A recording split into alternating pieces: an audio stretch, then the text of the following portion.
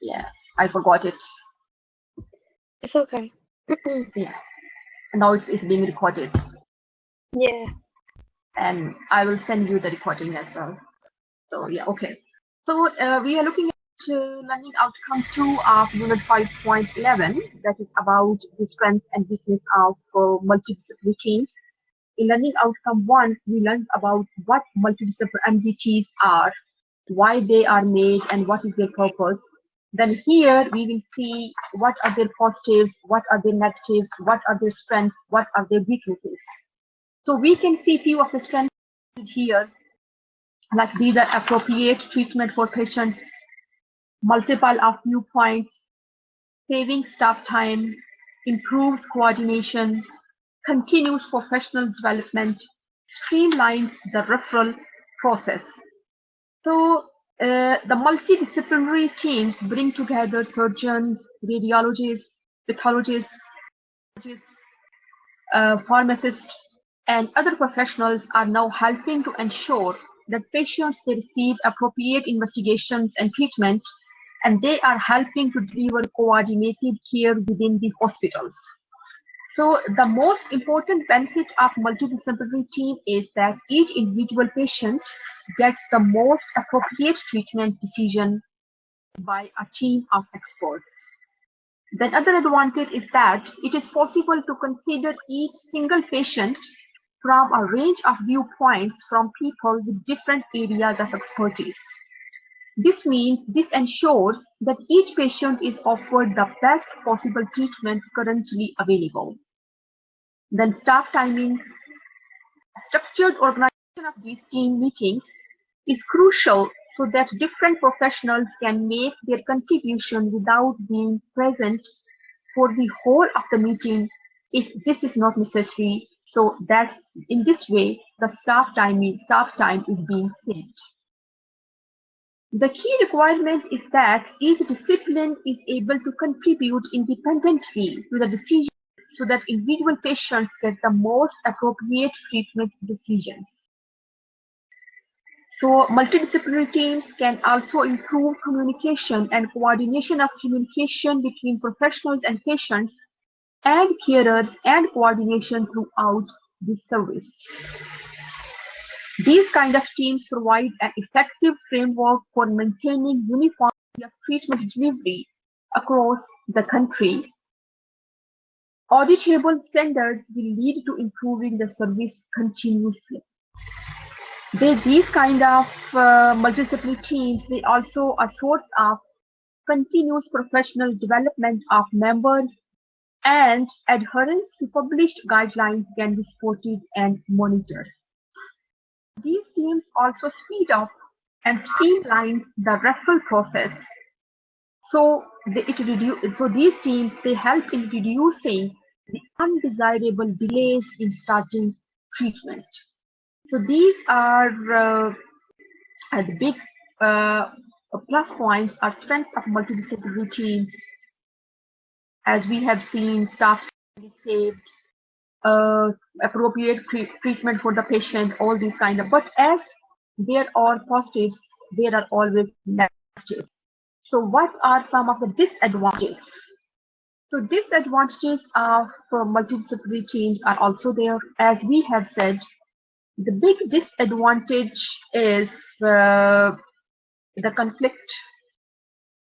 Then other big disadvantage is that to construct these teams, it requires a lot of time. It is time consuming. Then the cost is higher. When different professionals, different experts from different fields, they gather together and they make up a team. So the government, the hospitals, the care homes, they need to pay to them. These are, it costs them more than the normal treatment. So these teams are time intensive, and so proper resourcing of manpower and facilities are required for the professionals to provide the necessary for regular multidisciplinary teams. As we have seen, it involves high cost. So it is estimated that the cost of setting up of this team in the UK might be more than 2 to 3 million pounds for one kind of cancer, that is head and neck cancer. For if any person is having head and neck cancer, and to construct for one patient these kind of multidisciplinary teams, it can cost government 2 to 3 million pounds. So these multidisciplinary teams, they are time intensive, their cost is higher, and the above thing is there are conflicts. Everyone thinks they are doing more than the other. They are doing more, and the other people, they are doing less. So these kind of conflicts, these kind of risks, they are common in multidisciplinary teams, and sometimes so these teams, instead of becoming a source of strength, a source of positivity for the patients, sometimes they become a source of negativity as well. So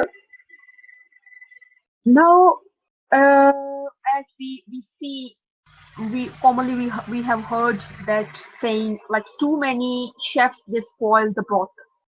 If there are too many heads, they can, so they spoil the, if there are too many heads, too many chefs, they spoil the dinner. If there are too many heads, they spoil the procedure, they spoil these things. So if I ask you, like, if this, now you have the idea, what is MDT, their positives, their negatives. So if you are part of a MDT, or you are running a bunch of expertise, how will you try to manage them? How will you try that there are less risks, there are less conflicts? How will you try that one? Any tips or anything to think about?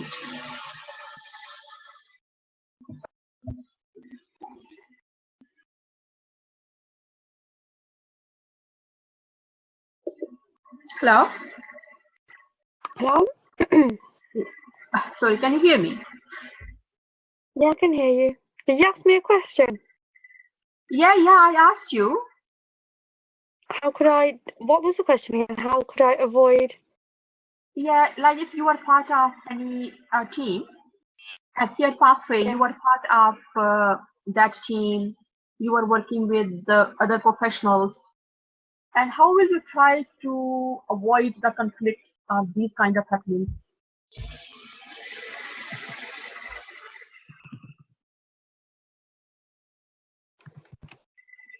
Um, I'm not quite sure. All right. What you do, you try to listen to others. First of all, if you are part of a team, be proactive. First of all, try to listen to others in the group, then be involved in the process. Try to understand your responsibilities, and if any time you need to play a leadership, try to understand your responsibilities and your role, what your role is, and be patient, mutual respect, and support. These are the key points to be a respectable member of team. Instead of putting blames on others, realize your own responsibilities. In this way, you can make a team working better. So, as it is said, it is often a team victory we rejoice in and remember above all. So, being a team, instead of sometimes what happens that in teams, we try to say, like, I have done more, the other person has done less. So these kind of things, though they describe the functioning of the team, be involved, be proactive, be patient, listen to others, and know your responsibilities. keep yourself within the legislation, within the policy of the working environment, you won't be having any problem.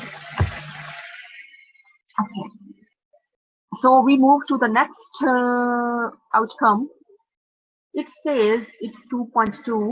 It analyze the skills required to build, motivate, and lead multidisciplinary teams. What skills are required, first of all, to construct a team? Team is constructed. Now, how can you make the team to work? And how can you lead? So these are the key things, three things that we'll be looking at in this learning outcome. Are you coming from work, Praveen? Pardon? Are you coming from work? Am I coming from work today? You were on work? Today? Yes? Yeah, I was at work in the morning. Okay. I won't take longer. I will try to wind it up, so I understand you will be tired as well. So yeah. Anyhow, I will send all these things. I will email you all these things anyhow, and I will send you the recording as well. So this is about the skills required to build, motivate, and lead multidisciplinary teams. What is required, first of all, to construct? Few of the bullet points you can see here. Analyze the skills required to build, motivate, and lead. So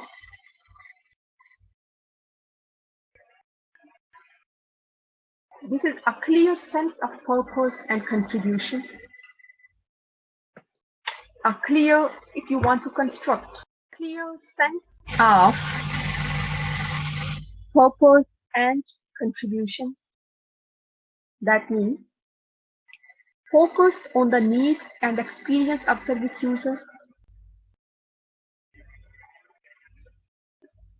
Continually reinforcing and inspiring vision of the mission, social contribution of the organization. Means a clear sense of purpose and contribution. That means the needs and experience of service users must be at the heart of making a multidisciplinary team. Then interpret the wider environment, for example, policy framework, systems of accountability, and evidence-based healthcare. Now you want to motivate your team. Motivate to work effectively. How can you motivate your team? You can motivate your team to reach to their targets, to achieve their goals by defining clear and challenging goals with teams and individuals. Build team commitment and foster emotional tone of climate. Value staff contributions, appreciate their contributions, give them rewards, verbal rewards, or some other kind of rewards. So these rewards, no matter they are verbal or they are any material things, they motivate individuals to work more better. Focus on improving system performance. How can you do that? You can improve the performance of the system or the team by investing and encouraging the practice of service improvement. You need to address the problems, system problems, and pursue innovation. Modern learning of new behaviors. Form accurate assessments of your own and your team, and identify new ways of working appropriate for new and changing circumstances, coupled with a willingness to show some self-doubt and acknowledge mistakes. All these you need these skills, these kinds of techniques to construct, build a team, Then to motivate a team. You want to construct a team, motivate for that. The first thing is that the goals. What you are building the team for? What is their purpose? What they want to achieve as a team? What you want to achieve as a team? That goal must be clear. Set clear goals before you. The goals should be clear. They should not be ambiguous.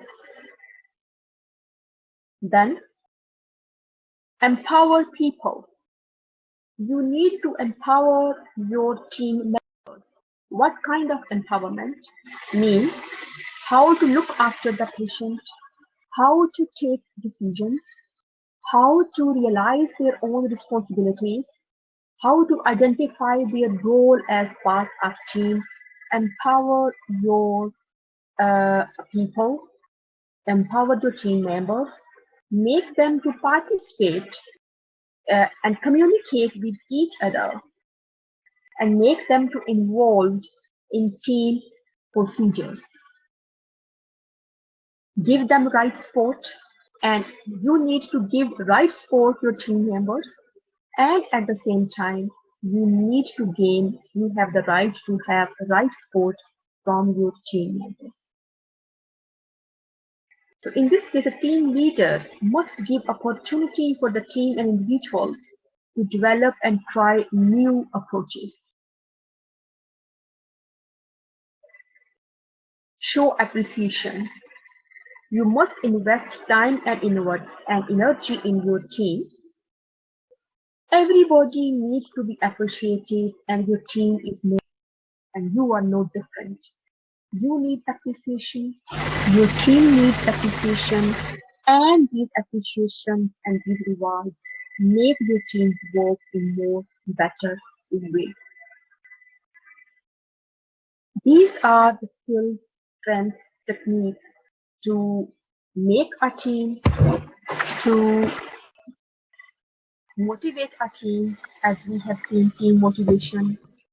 These, so this is our learning outcome 2.2 we covered.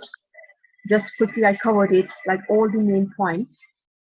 What I will be doing when I got a quite good example of a multidisciplinary team, a quite good article. I got it. What I will do, I will email you that article, and I'm sure it will help you. It will help you not only understanding multidisciplinary teams, but this article will also make you able to write for your assignments as well. Okay. Yeah, I will email you that article. It's quite good. I found it quite good. Okay, thank you. So anyhow, I will email you all the stuff. All this stuff I will be emailing you, and I don't think so you will be having any problem in understanding these things, because this are somewhat straightforward. What skills are required, what you need to construct a team, how to motivate them, how to make them work. So we have looked at all these points, all these things, and I will be sending all these things over to you as well. If there is any question for me in your head, you can ask. No. Are you all right? Yeah.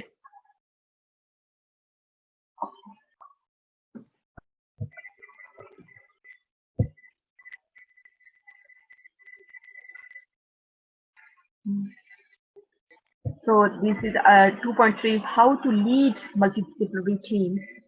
So what I said last in points that I discussed last one, how to lead how you can lead your team. This is by setting clear targets, empowering people, giving them right support, communicating your vision. What is your vision? Communicating your vision to your team members. Invest your time and energy in them. Right communication, proper communication channels, and appreciation. All these things you need to lead a multidisciplinary team. So this was our learning outcome 2, 2.1, 2.3, 2.2, and 2.3. If there is any question, you can ask me. If you want to share anything, you are most welcome. Otherwise, I will send over to you, or I will email you all this stuff tonight.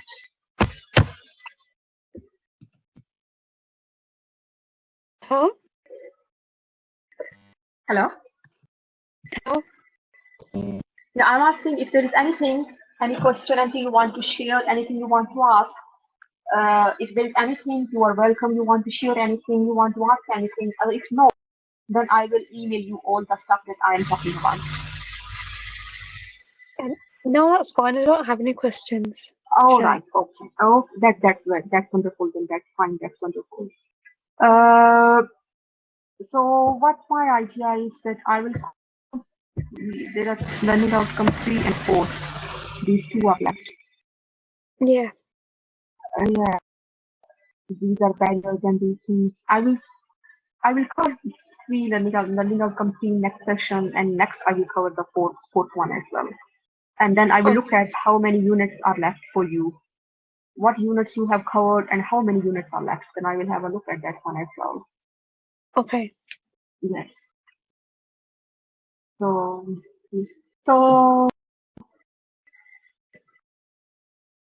when are you available? When are you available for text? It should be this week. I've got. What time? I'm available tomorrow. Sorry? I'm available tomorrow. Tomorrow. Tomorrow. I cannot confirm at the moment tomorrow.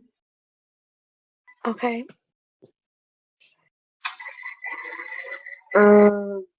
Any other day?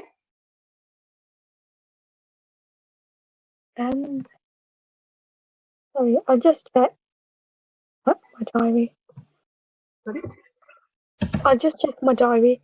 Yeah, look at your diary.